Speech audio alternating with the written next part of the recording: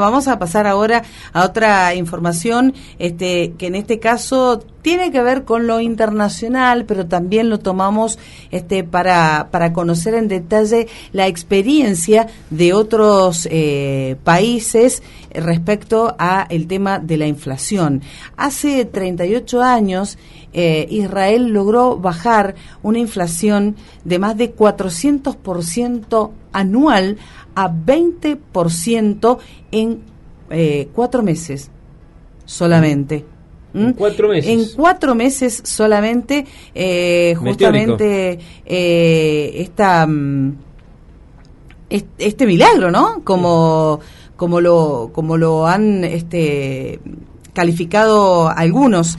Y tenemos una entrevista al respecto en relación a esta persona con la que vamos a hablar del tema, para ver, bueno, cuál fue la experiencia, cómo se hizo, de qué manera se logró hacer una reducción tan drástica, ¿no? Del 400% anual a un 20% en 4 meses. La verdad que para nosotros es impensado. ¿No? Porque justamente lo hablamos recién antes de cuando nosotros pensamos prácticamente pensamos en función de la inflación, ¿no? Vos siempre cuando vas a comprar algo y no lo compraste, decís, ¿cuánto me va a salir el mes que viene? ¿Cuánto me va a salir la semana que viene?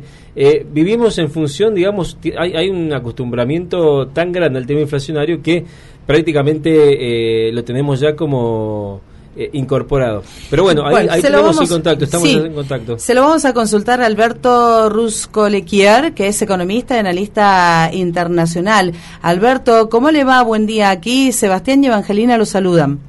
¿Qué tal, Evangelina? ¿Cómo te va, Sebastián? Muchas gracias por el contacto. Bueno, nosotros hemos visto algunas publicaciones que hablan del milagro israelí. ¿Cómo fue posible bajar la inflación en ese porcentaje tan alto a solamente un 20% en 4 meses? Bien, qué buena pregunta, ¿no? Vamos a ver cuál era el estado de la economía israelí antes del 1 de julio de 1985, en el cual se establece, cuando estaba en aquel momento Shimon Peres como primer ministro de Israel, cómo estaba la economía israelí. Cualquier parecido con la Argentina es simplemente casualidad. Bueno, el estado de la economía israelí antes del año 1985 era el siguiente. Tenía un déficit de 17,3%. 17,3%. Quiero recordar que Argentina tiene un déficit del 15%. Exacto. El déficit del 5% es un déficit mentiroso, que dicen en Argentina, porque el déficit del 5%, que en realidad dicen que hay un déficit primario del 3%, le tenés que sumar un déficit financiero del 2%, tenés el 5%. Pero tenés casi 10% del déficit cuasi fiscal del Banco Central. En aquel momento Israel tenía un 17,3%. Una inflación que estaba tocando cercana al 500%, técnicamente creo que el número daba 444. Un gasto público que representaba el 76% del PBI. Escuchan esto, ¿no? 76% del PBI. Y una deuda que implicaba el 220% del PBI. En ese momento, por supuesto, la situación ya no daba para más y obviamente se estableció un programa que cuando estaba establecido, el primer ministro Shimon Peres, comento estos detalles porque son jugosos también para saberlo, se reunió con todo el gabinete para obtener el acuerdo total. La reunión, ¿sabes cuánto duró? 36 horas ininterrumpidas. 36 horas ininterrumpidas. Por supuesto que hubieron disconformidades porque todos estaban de acuerdo con el ajuste del ministerio del otro, no con el ajuste del ministerio propio. Claro. Es como regalar la plata, siempre regalar la plata del otro, nunca regalar la plata de uno. En consecuencia, ¿en qué consistió básicamente? Como obviamente lo que existía, una inflación que estaba motivado por estos enormes déficits, que en realidad es una creación de dinero, porque lo que hace el déficit es que luego cuando vos lo emitís, provocás una montaña de emisión monetaria, si es que lo emitís. Y si no lo emitís, te endeudás, provocás una deuda gigantesca. Igual que Argentina. Argentina, por un lado, tiene una inflación enorme, producto de un déficit fiscal grande, que en realidad es la consecuencia de una montaña de emisión, no solamente para el déficit, sino también, por supuesto, con el tema de las LELIQ, que es la contracara del déficit también. Y también Argentina recurrió históricamente al endeudamiento. Entonces, estos sistemas son muy parecidos a lo que tuvo la economía israelí en 1985 y en la Argentina. Quiero recordar que Argentina en ese año tenía una inflación elevadísima también. parecida a la que tenía Israel en 1985. ¿Pero qué hizo Israel?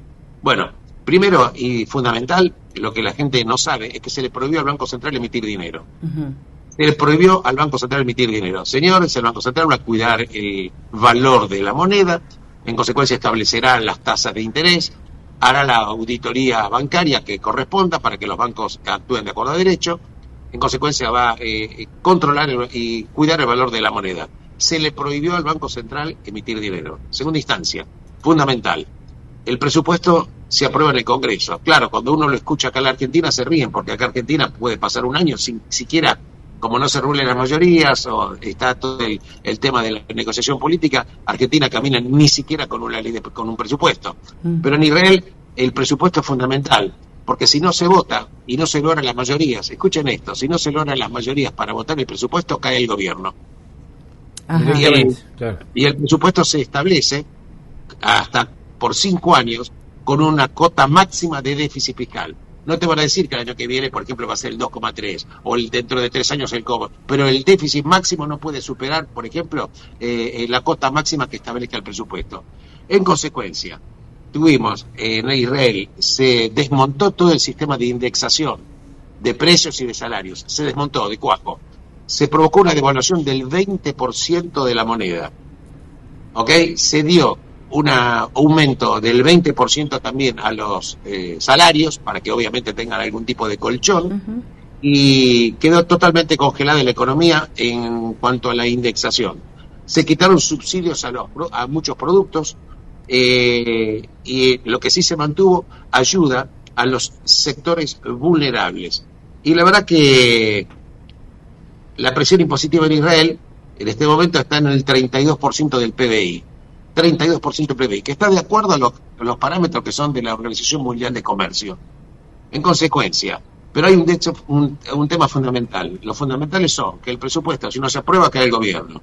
En segunda instancia, el Banco Central no emite moneda de ninguna manera. Pero fundamentalmente, el plan tuvo el acuerdo de todos los sectores políticos. Hablo del laborismo, hablo de los partidos de la derecha es el Likud, el laborismo es el partido que durante años tuvo el poder en Israel, y también, escuchen esto, tuvo el apoyo total y absoluto de lo que era el equivalente de la CGT, que ahí se llama la Histadrut.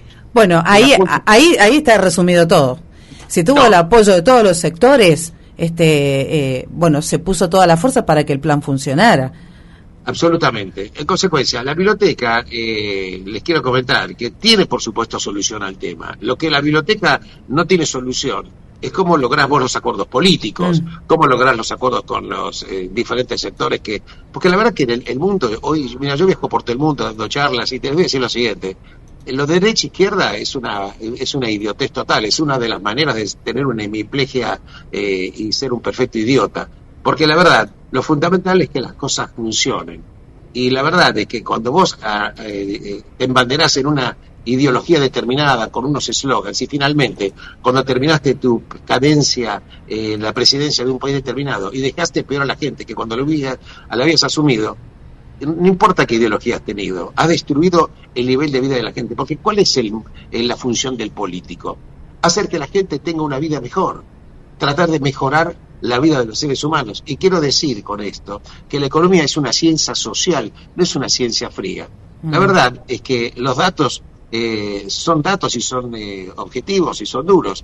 Ahora bien, Israel lo pudo hacer. No emisión monetaria, total acuerdo político, incluyendo la CGT, desindexación total de la economía, sabiendo que va a tener que pasar por un sistema doloroso, y la verdad que la inflación empezó de alguna manera a bajar.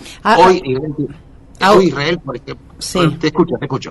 No, digo, Alberto, con esta experiencia que usted tiene y lo que nos está contando de cómo logró Israel hacer esta reducción drástica de la inflación, ¿qué apreciación tiene de las medidas que anunciaron aquí en la República Argentina? Desde el vamos, ya sabemos que la CGT acá no va a acompañar, por lo menos o no va a acompañar por mucho tiempo.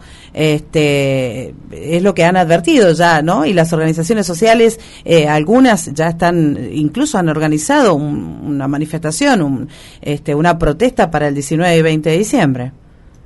Bueno, si las preguntas vienen así, termino la entrevista.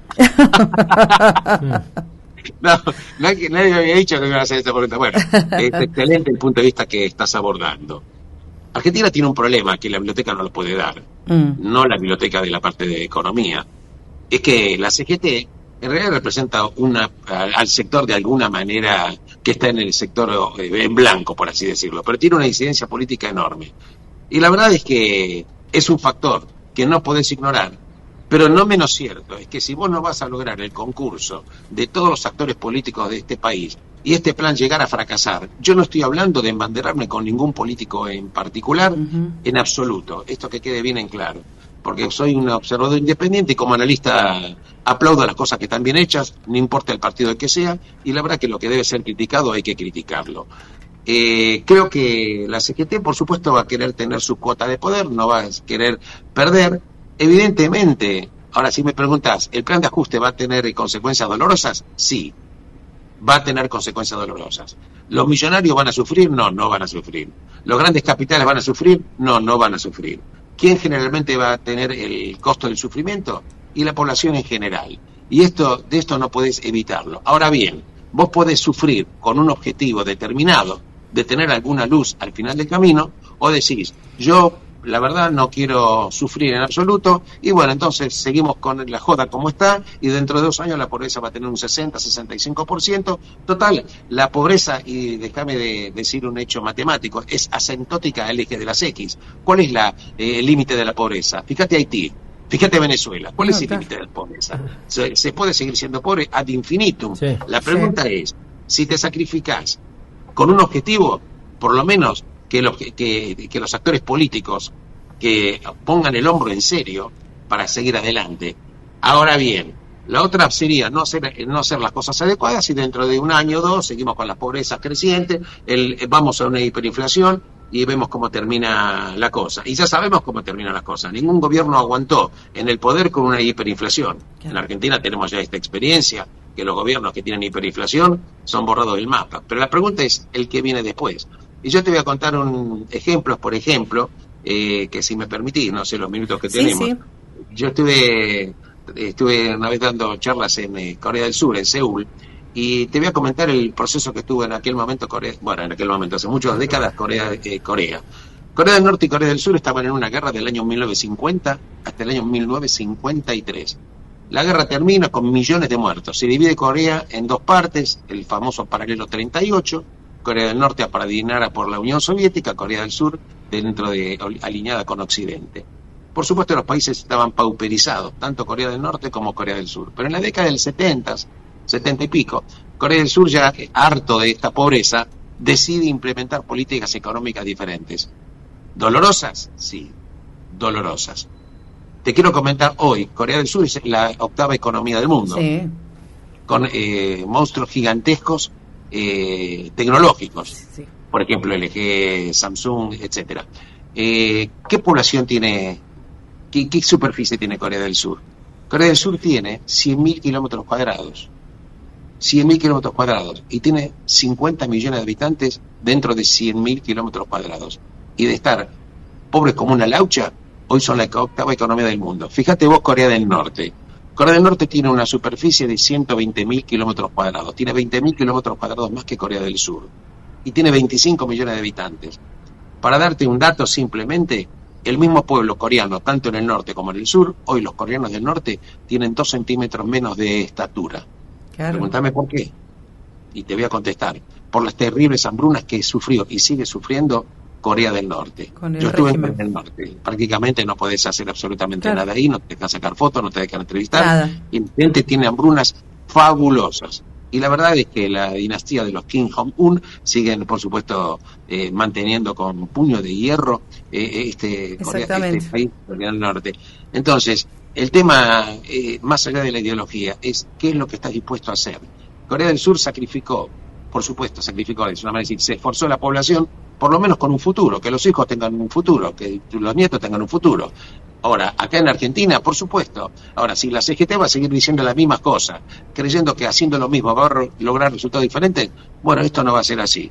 La verdad que es muy difícil para un país que no, como Argentina, que la verdad que, mira, yo estuve la semana pasada estuve dando una charla en Islandia, en Reykjavik, y la gente ahí te pregunta que no entienden absolutamente nada. Islandia tiene 105.000 kilómetros cuadrados, no tiene inflación, tiene un PBI enorme. Y te preguntan, Argentina tiene 2.700.000 kilómetros cuadrados, más 1 millón de kilómetros cuadrados de las islas del Atlántico Sur, 3,5 millones de kilómetros cuadrados aproximadamente, tiene poca población, tiene recursos que el mundo necesita, Exacto. Alimento, energía, litio, minería. Entonces acá en Argentina estamos todos locos. Es un país de imbéciles, o un país de tanta, déjamelo decir de esta manera porque no estoy embanderado con ningún partido político, por eso me tomo la libertad, de tantas mafias que quieren seguir llevando agua para su molino sin importarles que la población se está destruyendo. No hace falta que te diga de las pruebas PISA lo que está logrando. No, un desastre, desastroso. Entonces yo te pregunto, ¿cuál va a ser el futuro de la Argentina más allá del plan económico cuando los chicos, 60% de los chicos menores de 18 años no tienen las comidas adecuadas? Que cuando vos, por ejemplo, no alimentas a un niño, en el primer año de vida, no podés construir su red neuronal. Y te comento esto porque yo hice un artículo que escribí acerca de Argentina y los niños del hambre, que lo publicaron en Roma. Acá no le dieron ni 5 bolillas. No es así, estamos más preocupados en Europa respecto del hambre de los niños en Argentina, 4 años atrás, que la propia CGT o las propias personas. Entonces, la pregunta es, tratando de hacer un cierre, ¿tiene solución Argentina? Sí. Tiene solución, tiene recursos. Ahora, los países no son ricos por los recursos, los países son ricos por su imaginación, por la capacidad de pensar en un futuro, ¿no es así? Si yo por lo menos me sacrifico, pero mis hijos van a tener un nivel de vida mejor que el mío, yo voy a estar contento que mi sacrificio pueda llegar a tener algún horizonte, porque cualquier barco que navega necesita llegar a un puerto. Alberto, buen día, ¿cómo estás? Sebastián lo saluda. Le hago una consulta breve. Recién, por ejemplo, consultamos a una persona en nuestro móvil en la calle, que nos comentaba, una persona de pie, ¿no? Que nos comentaba que ella sentía que estaba todo mal porque se iban a sacar los subsidios al transporte, porque por esto, por lo otro. No se sindicaba con ningún partido político, simplemente ella decía que era una ciudadana normal. Ahora, ¿cuál es? Usted habló de lo social, de la sociedad también. ¿Cuánto cree usted que está dispuesto a aguantar una sociedad como esta, acostumbrada a ciertos parámetros de vida, de solución en algunos temas de la vida, por ejemplo, con temas de subsidio? ¿Cuánto tiempo aguantará a este tipo de medidas, ¿no? ¿Y qué diferencia hay con la idiosincrasia de la sociedad israelita? ¿Cómo haciendo, digamos, una comparación, ¿no? ¿Qué está dispuesto y qué no está dispuesto la sociedad argentina? Otra pregunta difícil. Te voy a contestar fácilmente, no lo sé. Nadie lo sabe. Claro, es la pregunta del millón. Porque en teoría sabemos que es lo que hay que hacer. Pero vos tenés que mostrar que más allá del esfuerzo, ver que esto vaya en 2, 3 meses, empieza a verse alguna puntita. Algo, alguna puntita. Entonces la gente va a tener que de a poquito internalizar. Por ejemplo, yo te pregunto, si yo te dijera que la inflación de diciembre barato va a ser el 25%, ¿vos qué me dirías? Estamos todos locos. Me agarro de la cabeza, sí. Y bueno, Tremendo. yo te diría que, por ejemplo, la carne, hay unos cortes que cuestan 10.000 pesos el kilo. ¿Cuánto gana la gente? ¿Acaso no cambiar? Yo te pregunto, el transporte por supuesto que es fundamental, todos queremos pagar menos. ¿Sabes cuánto cuesta en Europa viajar, por ejemplo, en un transporte público? 2 euros, 2 euros y medio. 2 euros, está bien, vos me dirás, tendrán otro nivel de ingresos, perfecto. Pero yo te pregunto, cuando vos pones un colectivo a funcionar, hay un chofer que lo maneja, el colectivo se deprecia, a la nafta hay que ponerla, y la pregunta es, si no se cobra el boleto de acuerdo a lo que el servicio necesita, bueno, finalmente la empresa de colectivo dice, mire señores, yo la verdad que con este boleto no funciona, cierro la empresa de colectivo. Entonces vas a tener el transporte gratis, pero no vas a tener colectivos. Entonces, la pregunta es, los demás países lo hicieron, ¿por qué Argentina no lo puede hacer?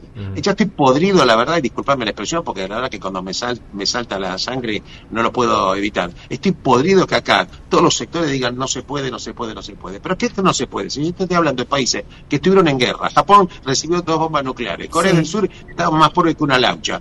Y eso era pobreza en serio. Y acá es esto que no se puede, lo que no se debe permitir es que los sectores que manejan los factores de poder sigan haciendo de las suyas, y hay que poner las cosas adecuadas. Es fácil, hay que establecer un parámetro determinado, va a haber sacrificio, hay que explicar a la gente y ver que con el tiempo de a poco las cositas pueden ir mejorando. Si hoy yo te digo que la inflación de diciembre va a ser el 25, y si yo te digo que en marzo vamos a ir a una inflación, por ejemplo, no digo ojalá que sea así, por ejemplo, te dijera que mira, en marzo vamos a tener una inflación del 3%, diga, mira, la estoy sufriendo, pero por lo menos de a poquito estoy viendo que algo voy a empezar a recomponer. Claro. Ahora, si vos me decís, estoy sacrificado, tengo la inflación hoy del 25, en enero del 25, en marzo del 30, y sigo así durante un año, digo, bueno, esto va a volar por el aire, porque entonces el plan es el que no funciona. Lo que pasa, Alberto, que me parece que acá hay una cuestión fundamental, y usted recién hizo hincapié en el tema de la educación y las pruebas PISA, por lo menos lo mencionó, y acá hay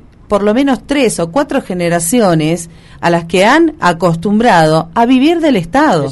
Y eso va a ser muy difícil de revertir, porque el razonamiento es lógico, el que usted hace y el que hacemos nosotros, pero hay otro sector de la Argentina que no tiene esa capacidad de razonar y que entiende que el Estado le tiene que dar para vivir. Bueno, entiende hasta que de a poquito, viste, vos empezás a cerrar la canilla de a poco y darle paralelamente una educación, un oficio. Habrá que pensar en abrir escuelas técnicas, habrá que pensar en un plan mucho más integral, por supuesto que sí, pero la verdad que lo que no se puede seguir diciendo, que como no se puede, seguimos haciendo, porque llega un momento que el que tiene, discúlpame que te hable acá son quitado, el que tiene guita no se la sacás, el que tiene guita cierra acá, vende lo que puede, al precio que puede y se va. ¿Me entendés lo que te digo? Entonces ese que dice que quiere seguir viviendo el Estado para seguir subsistiendo necesita impuestos, y los impuestos los paga la gente que trabaja, claro, y la gente que labura con sus empresas. Si vos no tenés empresas, podés llegar a una persona, no me acuerdo del autor, que escribió El Mundo Ideal, que la gente ya podrida tanto de pagar impuestos que el Estado seguía teniendo populismo, al final la gente que producía se retiró. Y el Estado se quedó con un montón de pobres que querían que el Estado lo siga alimentando, pero la gran teta del Estado ya no tenía a quién presionar. Entonces, llegó un momento determinado que las cosas hay que hacerlas. Yo lo lamento, la verdad que es doloroso, porque te voy a explicar lo siguiente. Yo te pregunto, en la década del 70, ¿sabes cuál era la pobreza de la República Argentina? ¿Cuál? 4%. 4 y pico por ciento. ¿Vos escuchaste lo que estamos hablando? Hoy la pobreza, la verdad que es un chiste decir que es el 45%. Porque es un chiste, pero no porque la persona del observatorio de la UCA hace mal el trabajo, yo lo conozco personalmente, el que lo hace es una persona muy seria, porque trabajan con parámetros que ya vienen heredados de alguna manera, pero asumamos que la pobreza está ya tocando el 50%. 50, sí. Asumamos que se fue el 50%. Si 1 de cada 2 ya es pobre, ¿qué más querés seguir esperando? No, ¿Qué más querés seguir esperando? Si vos, por ejemplo, ves, los chicos salen del secundario, los pocos que se reciben de los que entran, con la incapacidad de entender un libro de texto. Yo pregunto, ¿cuál va a ser el liderazgo de la Argentina cuando pasen 20, 30 años y las personas que con suerte van a tener como máxima educación va a ser el nivel primario o quizás un secundario cortado por ahí nomás? Entonces, Argentina, que va a ser manejado por un país de zombies.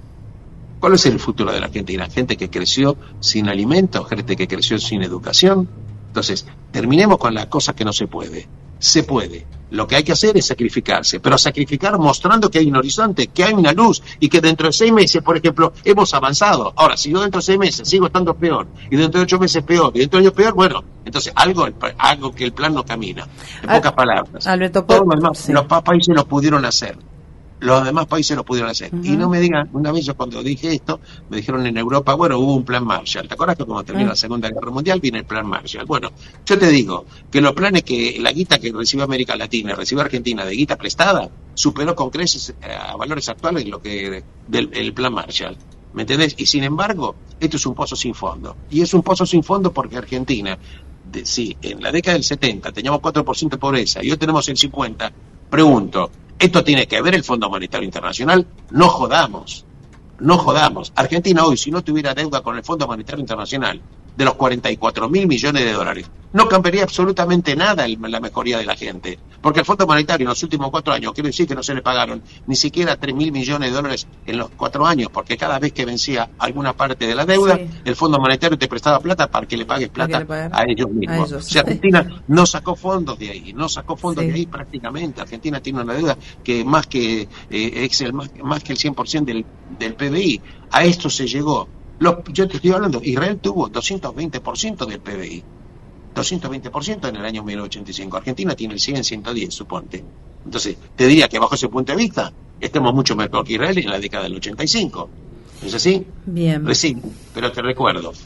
No emisión del Banco Central, presupuesto que no se acepta, que no se aprueba acá el gobierno, y absolutamente apoyo de todos los partidos políticos y todos los actores políticos de la sociedad, incluyendo los representantes de las organizaciones obreras y absolutamente todos, explicando y por supuesto mostrando que con los meses el plan de a poco empieza a dar resultados, de a poco puede empezar a dar resultados. Este es el tema de lo que te puedo decir. La biblioteca económica te va a dar recetas. Lo que no te va a dar ninguna biblioteca económica, ¿cómo haces para juntar las cabezas de los actores políticos de Argentina, que nadie quiere perder sus privilegios, grandes o pequeños o medianos? La verdad es que esto es lo que estamos viviendo en la República Argentina. A mí me duele enormemente porque yo que sigo todo este proceso, y aparte me duele, ¿sabes por qué? Porque yo viajo por todo el mundo dando charlas y conozco el tema, he visto países con unas degradaciones de pobreza terribles y han salido adelante. Entonces digo, pero ¿cómo puede ser que esto no ha salido adelante? El petróleo del futuro es el litio. Argentina es la segunda reserva mundial de litio. Argentina es la segunda reserva mundial de gas no convencional. La quinta reserva mundial de petróleo no convencional. Chile exporta 45 mil millones de dólares de minería y Argentina no llega a 4.000, 5.000. Usamos la misma montaña, la misma cordillera. ¿Sabe lo que pasa? Que estamos, es lo que dice usted, estamos un poco presos, rehenes de quienes toman las decisiones. Llega a ser los intereses por parte del gobierno, las organizaciones sindicales y todo eso, digamos, van haciendo mella en la buena voluntad de la gente común, ¿no? Y que realmente de la gente que se puede servir de toda esta riqueza que tiene el país, lamentablemente, ¿no? Mira, las sociedades llegan a un punto de ebullición en lo cual, cuando aparece un líder adecuado y la sociedad ya dice basta, hay que cambiar, basta de remiendos, hay que cambiar el pantalón. Bueno, hay que cambiar el pantalón, hay que hacer totalmente lo contrario a lo que hemos hecho, con criterio, con un plan y con objetivo. O sea que, como decía Ortega y Gasset, argentinos a las cosas. ¿Por dónde anda Alberto usted ahora? Que dice que anda por el mundo dando charlas. ¿Dónde lo encontramos? Hace 48 horas estuve en Reykjavik, en Islandia. Mirá. Hace 48 horas vine. Así que estoy todavía con este... ¿Está fresquito por ahí? Sí, 8 grados. Todo el día de noche, ya está siempre de noche en esta época. Mirá, ahí el sol empieza a amanecer a las 10 de la mañana en esta época, y a las 4:30, a las 5 no te tomas. Tienes 7 horas de luz en todo el día. Por eso le digo, poca luz. Bueno, Alberto, muy interesante, le agradecemos mucho toda esta charla, esta apreciación, ojalá que esta vez la Argentina esté encaminada y que, bueno, Milei sea el líder que estamos esperando para poder avanzar y que dentro de poquitos meses podamos ver una lucecita, ¿no? La esperanza la tenemos todos, creo, pero bueno, necesitamos acciones y fundamentalmente que todos se pongan de acuerdo para pechar, digamos, para el mismo lado y salir adelante. Seguro. Te quiero recordar, date un datito chiquitito nada más para terminar. ¿Me preguntás cuál es la inflación de Israel en este año? Sí. Año que el 7 de octubre fue el ataque de la organización terrorista Hamas. La inflación de Israel en este año es el 3,7%. No, sí, claro. 3,7%. Sí. Y la moneda se devaluó un 16%. Estando prácticamente en guerra. Sí. Así que, bueno, lo mismo Ucrania, ¿no? Tiene, pero una inflación ínfima en relación a lo que tiene la Argentina, ¿no? Con una guerra tremenda también y ya de varios meses. Bueno, muchísimas gracias por el contacto, a la disposición de ustedes, y gracias de corazón por haberme contactado. Bueno, que tenga un feliz final de año y un mejor comienzo de 2024. Alberto, gracias. Igualmente para ustedes, gracias. Adiós. Gracias. Alberto Ruscolequier es economista, analista internacional. Bueno, Interesante. Más claro imposible, de la visión de lo que hizo Israel, de lo que nos ha contado que ha pasado en otras partes del mundo y de lo